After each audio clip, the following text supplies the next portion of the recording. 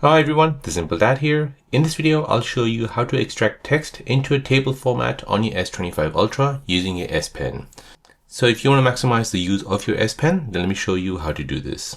So first, you want to go ahead and open up the internet browser. Now here, you want to go ahead and go to an article where you want to turn it into a table. So for example, this one here, we'll go ahead and use our S Pen and highlight what we want to turn to table. Go ahead and press this AI button. Now from here, you want to go ahead and select table. This will now take your selection and will turn it into a table. As you can see, it has turned all the available part into a table.